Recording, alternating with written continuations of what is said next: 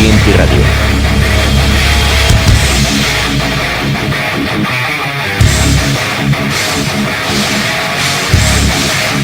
Tu radio en internet. Okay, how are you? I'm great. A bit tired. We just got back from Mystic Festival last night. We drove the entire way, so from Poland to Estonia was like Oof. 13-hour drive or something like that. We got home at like 4 a.m. But yeah, kind of that post-festival depression. Yes, that's the same as holidays. I understand that. I get it. Yeah. Yeah, I'm a bit tired too because all day long working and it's so hot here, so it's really tiring. Yeah. I'm in Spain. I'm Victoria, and I work for TNT Radio Rock. So Yeah. I've prepared an interview. It's more or less half an hour. Okay. I'm going to do a brief introduction, and then I'm going to start with the interview itself. Okay? Yeah. Okay. Let's see. I get this here. Okay. Estonia's extreme metal upstarts Intrepid have come a long way since from 2016 as 15 years old in Tallinn's underground metal scene. Now, with the release of their first full-length album, Juxtaposition, on June the 4th, the band is staking their claim in the international death metal arena. We caught up with them days after the album dropped to talk evolution, influence, and the furious contrast that fueled their sound. We speak to Simo. First of all, I wanted to thank you for being here with us and being available. Although you have a lot of work between work and music. Yes. Let's start with the obvious. Juxtaposition is finally out. What does this album represent for you personally as a band?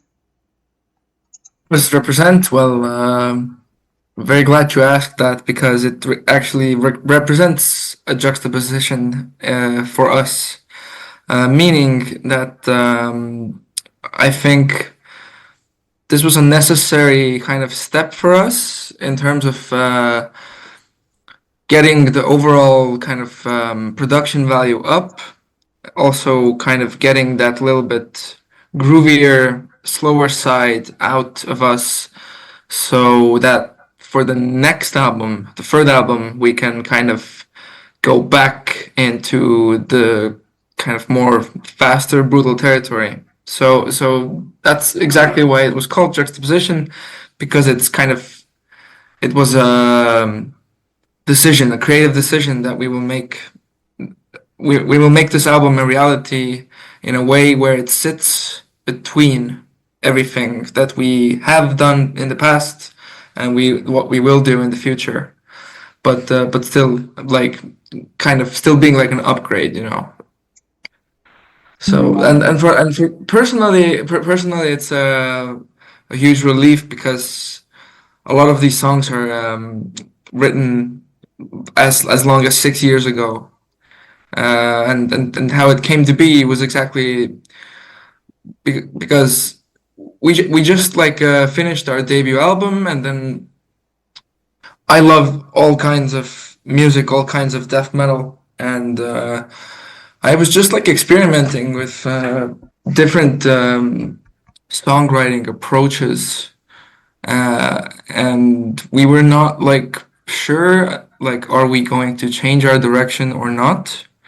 And I kind of made like a bunch of these songs that you hear on this album were like more in our early days we were more like influenced by like Morbid Angel. We still are, but like at that period I kind of was really into like Bolt Thrower, Carcass, Napalm Death, like the more modern Napalm Death, even that's not like as grindcore, more like the groove, you know, like the 90s Napalm Death.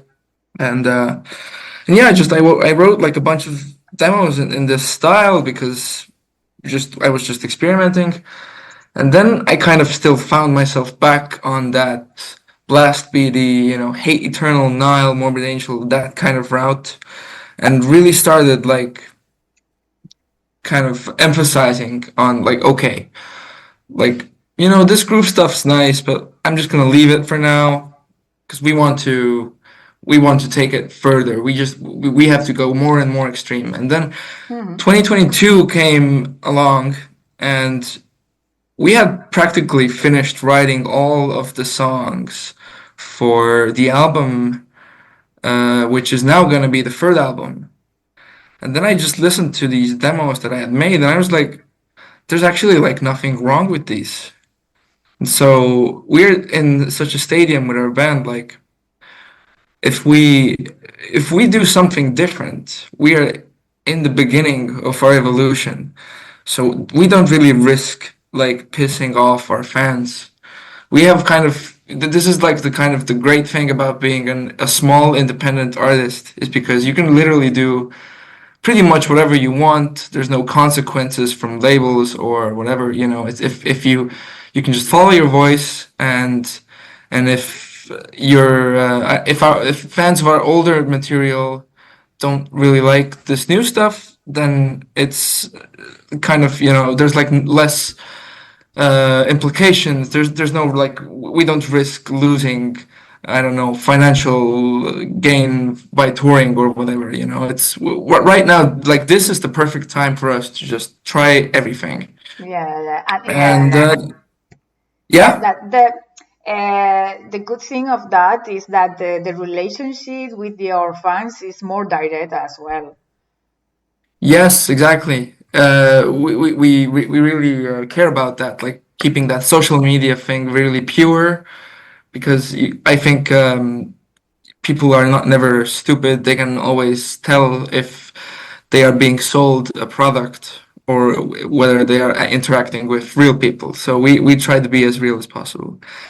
But yes, so very long answer to the question, but we kind of felt like we just get this side out of our system, and we hope as many people like it as possible, but we came to the conclusion that it doesn't really matter yet if we keep our sound one way or another. Um, we just didn't want to get carried away worrying about what other people think too much. So we made this album for ourselves, and until we are independent, this is kind of started to be the philosophy in this band. Like you can never really expect what you get from us. So you have my word that the next material is going to be completely different as well. Okay. Yes. It sounds Yeah. good. And the Hmm. title itself, Juxtaposition, Yeah. suggests both contrast, complexity. I mean, you could think about several lawyers. What kinds of contrast were you exploring in the songwriting or production? Well, for example, uh, songwriting wise, I noticed it maybe sounds a little bit funny, but I counted that only like two or three songs on this album have blast beats, which is something that we are actually very into because we love Pete Sandoval, we love guys like Paul Mazurkiewicz and John Longstreth, that the blast beat kind of kings. We really love the blast as a means of rhythm, but as I mentioned before, we did a ton of blasting before. We're gonna do a ton of blasting. We're next material. So this juxtaposition kind of comes from the fact that this album is one of a kind. That it's not. It was a conscious decision basically to put that title because it literally means that it stands out between what the two pillars kind of it's a really high contrast of because it was such a jump in production and it was such a jump away from the very fast technical stuff. So that's what kind of where the title came from also. Yeah. Hmm. That's really Yeah. interesting. That's the hard work behind all that. You've been active since you were teenagers in Tallinn's underground scene. Looking back, how has your sound evolved since 2016 on in relation to the Estonian metal scene? Uh, if we go way back to 2016, I mean, we started as kind of a thrash band. We made one single and it was very bad. And we kind of this song is hidden from everybody. But I mean, we were so young. My dad helped us out a lot when we were starting because he plays in bands as well and has his own studio and so that was kind of in the start actually like his initiative. Like, don't wait around too long. Like, go out there and record and you know play live. It's like it's never too early, you know. And I think he was right in some ways because a lot of bands kind of sit and marinate, kind of like waiting for that perfection to finally come together. And then next thing you know, like 10 years have passed and you have not like released a single album or something. So I think it's important to kind of get these checkpoints out. You know, there's nothing to be embarrassed about, even if you're like right at the beginning. But what was big, what has definitely changed is that like that first EP, the Empress of Devastation EP, we had like next to no say on how it sounds, on what kind of amps we use, kind of the mixing, everything. It was mostly handled by my dad and like his mixing engineer friend, and it came out very good. But if you listen to the next album in 2020, we released Unused Imaginative Capacity, and that's a very rough sounding album, especially weird considering that the first EP is so clean.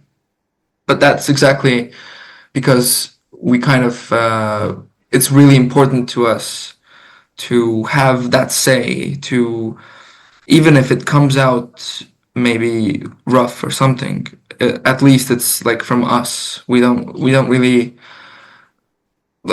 like again, since we were 15, 16 for that first period, I understand we needed somebody to come and control us. But today, especially, we're really anti kind of letting someone else shape what we do. So that 2020 album was a big, like a necessary step. And and we've kind of been learning since then, ever since. So I think like if you listen to the 2023 EP, Slaying of Sanity, Murder of Mind, that's also already a step up from Unused and Juxtaposition, which I kind of helped guide Mark Lewis. But you know, Mark Lewis was not, he's such a professional. He didn't really need any advice, but it just like, I'm that guy that holds like the, you know, the finger on the pulse, kind of just like, I double check everything. I'm really into all aspects of like the thing coming together. So yeah, so that's it's yeah, we hear it as like we're just improving every year and we're gonna improve more and the bottom line is that it's controlled by us. It's always what we want. It's never what some kind of producer thinks what's best for the radio or whatever. It's like if it works and if you think it works, then it means a lot to us because it was our idea and not anybody else. Yeah, Kind of that. that's Yeah. really great. And speaking about perfection or double checking because you like the good work, I Mm-hmm. think there's in your sound there's maybe Florida death metal influences, but there are another textures in this record. I mean, technical death metal, atmospheric, even groovy. How do you balance the extreme music, the brutal part of your music, with Yeah. maybe that perfection or that nuance or refinement? I think it's a common misconception that brutality is born out of chaos. It's exactly the opposite, in my opinion. It's like you can analyze all the best, like brutal death metal bands are very precise, and that fierceness more often than not comes just from the energy and the vibe, and from people maybe doing it together inside like one room or playing it together. But it's very rarely does like being like how to say subpar at your instrument turn out good for the music. We're just very because the more control we have over what we play, the more control we have in our technical skills, then the more the result will be like how do I say it, like More, on purpose. yeah. Yeah, on purpose. It's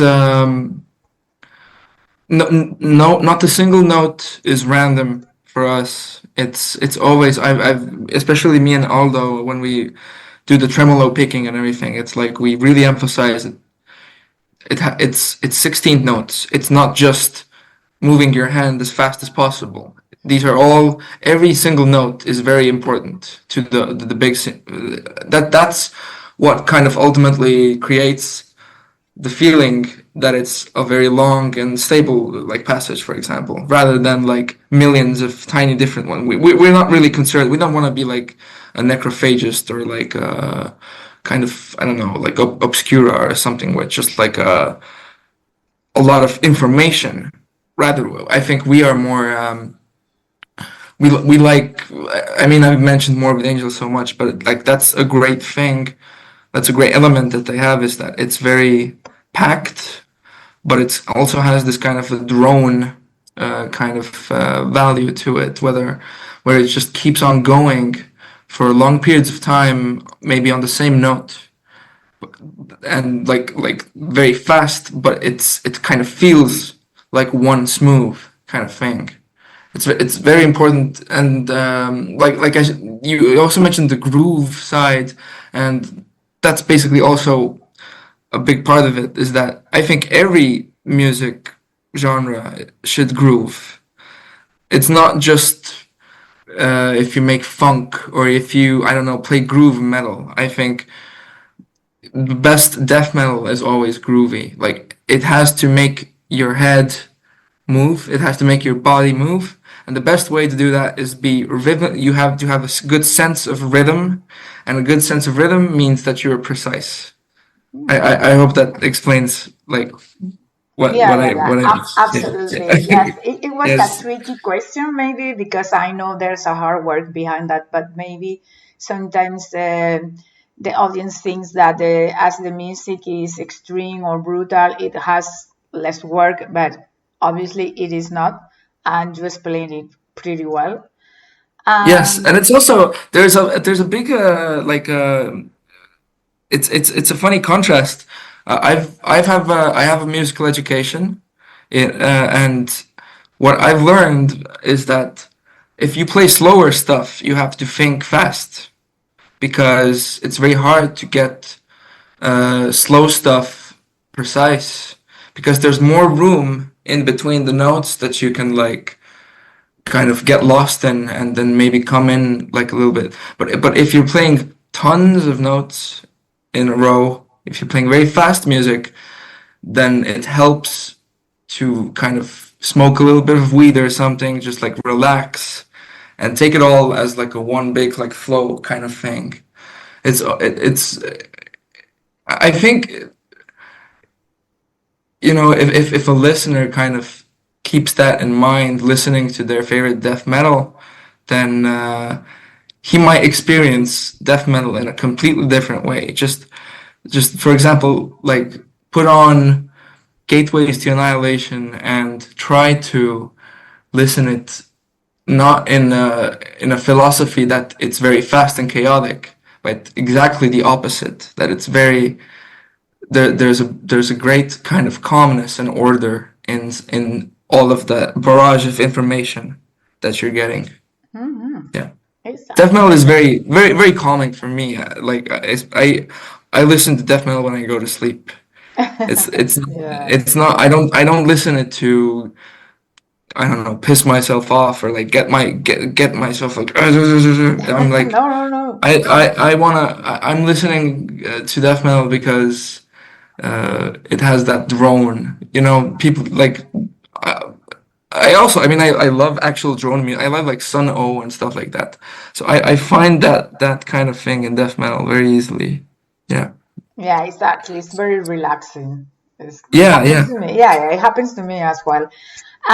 There's some songs in juxtaposition, such as Blood Means Nothing and Flesh Schooner.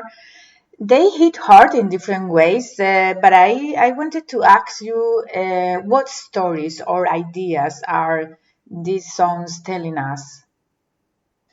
Um, these are actually two of the most kind of personal songs that you have picked out. I will start with Flesh Corner because it's a little bit more of a simple story. But that's basically about the situation in Ukraine. It kind of I mean we don't really kind of want to ship politics in with the band. I think on, being a kind of politically literate person means that you understand that there's a lot of different ways to interpret things and a lot of different ways people will try to manipulate you into thinking. But we in Estonia, I can just say from like with the bottom of my heart that we kind of really understand what Russia is doing to Ukraine, and it just like my heart is going out to them. Those lyrics are mostly by me, and those are my views, and it's just about how, like the title suggests, it's about a hate towards mankind that's just like really not justified. It's kind of in that territory how stuff could go very wrong very fast if you start thinking about humans like I don't know, like hunks of flesh.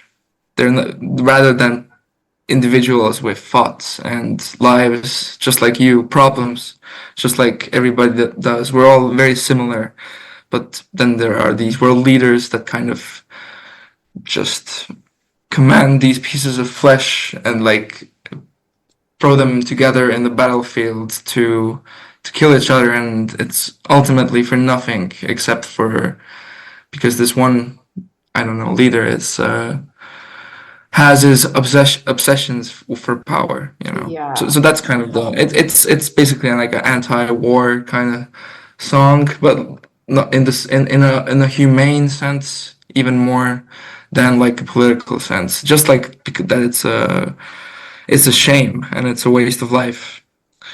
But Blood Means Nothing actually is about my mother, who recently actually passed. And I wrote the lyrics to this song maybe a few years ago. Actually, I'm lying. We recorded this. Some of the vocals were recorded a little bit later than, but this song was ready right when we went to the studio. So 2022, this song came together, and my mother basically had a problem with alcohol, and it's this song was born in a time of like frustration where people were like trying for years to get her back on that healthier lifestyle, or you know, just like paying for rehab, just like you know, all hundreds of people, I would say, and she just kept on disrespecting everybody and kind of isolating herself towards the end of her life, and so this song is more specifically about how she was always very keen to be proud of my how do I say, like, work and my bands and projects, like, in a public way, and like kind of I almost just like felt like taking credit for that stuff, for like, while our personal relationship was very like bad, and everything was on her side to fix. And I was just very frustrated that how she was always, I don't know, like, I'll remind some of the lyrics, like, there is no pride in stolen valor in leeching upon your kin, you know. I felt like she kind of used my success to bring attention to her, and that really bothered me because I knew the state she was in, and like and yeah, and it's just like, and yeah, and she passed like 2 months ago, actually. Oh my So God. so yes, so she never heard this song, and in some ways I'm glad that she didn't, because it was written in a very angry kind of state. Yeah, I don't. It's. I think this is like a powerful way of like, this is how songs are powerful, because I don't necessarily feel all those same things anymore, especially in this perspective where she has passed. But I don't regret kind of immortalizing how I felt at that particular time, and those feelings were true, and those feelings were real. Just like Blood Means Nothing, that title and that chorus thing kind of was born out of what I think is that your family is who you think your family is, and what the people around you that you want to be your family, not your blood. Uh-huh. If your blood relatives are not treating you well, then you don't have to call them your family. Yeah. That's kind of the message I wanted to convey. What, like, blood means nothing, you know?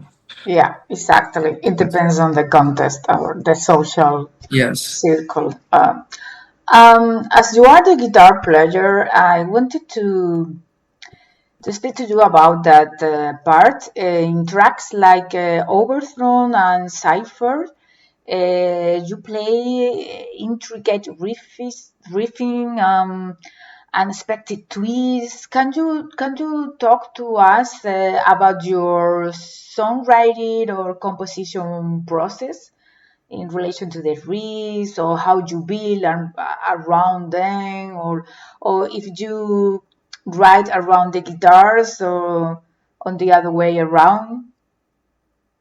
Um, yeah, we have a riff folder, and basically I always like put the songs together, but there's like a public riff folder where everybody can like put stuff into.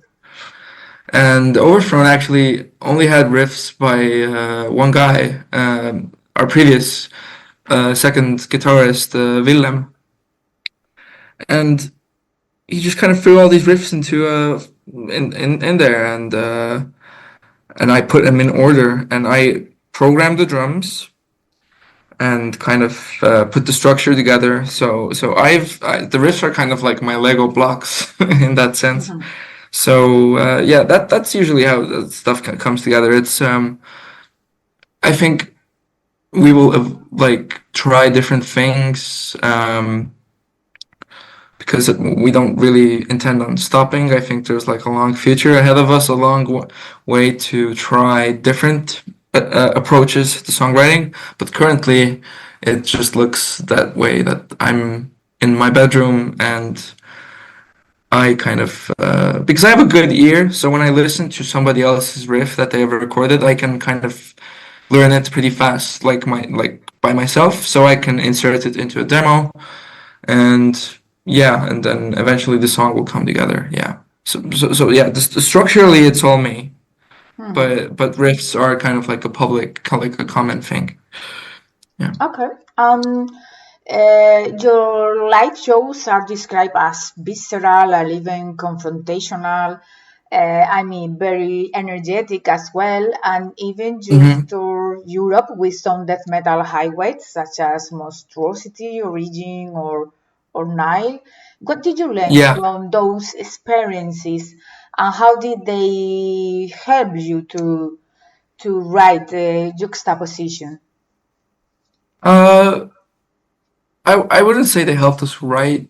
I think creatively we are very independent and we will stay that way. But it definitely gave us a sense that we're not imagining how good we are. Like it's a very difficult place to be a smaller kind of metal band, you know. Just in terms of like validation, and especially like in Estonia. Oh yeah, and I actually forgot that part of the like one of the previous questions. Like in Estonia, it's not like hard at all to get to the top because there are maybe 5 death metal bands, and you just have to be better than 4 bands. That's not really difficult if you care about what you do. So what is difficult is being better than bands that are like big. And I'm not saying that about any of the bands that we toured with. I'm saying quite the opposite. Like we did our shows and we watched them kick ass, and we got kind of like watching them every night made us push our standards more higher. But also there was this kind of immense like validation, like a sort of daily validation, especially with actually no, all of the bands like Monstrosity. Monstrosity's vocalist had a very special relationship with our vocalist in terms of advice. We all got along with Origin very well. I actually helped John Longstreth like play. He did a cover of Emperor for his birthday, and he asked me to play the guitars on that. So these relationships like turned out to be like very real, and not just like we are a small band and they are big bands and there's this like wall in between us. It was very I really feel like everybody wants us to succeed, and it's and you know with Nile, I think especially that last tour. I mean, when Carl Sanders tells you that you are metal as fuck, then that means something, you know. Yeah, And that's I don't everything. feel yeah. It's so so that kind of gives us courage to really believe that we're not just one of the bottle, or you know, we're not just some kind of lucky. I mean, okay, of course we're lucky, but it's not like we don't deserve where we are at all. Oh, Because it's very hard to because in Estonia you might get like a maximum like 250 people at your show. So that's like the biggest death metal show you can kind of play. And if you stay in Estonia, then you will forever kind of stay that band who has like 250 listeners, you know? And that's not that's not what we want. Yeah. yeah, yeah. So yeah. I understand. And if you Mhm. had to pick one track from Juxtaposition, what could be the best that defines where Intrepid is as a band? Today, I think it has to be either Overthrown or Flesh Corner. Uh-huh. So I think Flesh Corner is the best because it's the one of the last songs I wrote for the album actually. So in that sense, it's like the most new material you have from us.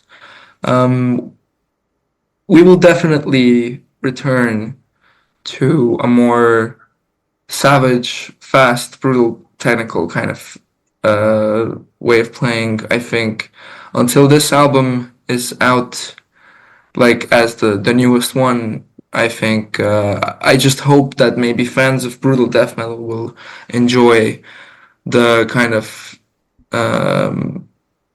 slower side of things. It's again, I would say like these albums like get a lot of hate usually, but like Napalm Death's diatribes and Inside to Torn Apart, they were really like polarizing because they were very, or like Carcass's like Swan Song. It's like very because they shifted away from that very evil kind of sound, and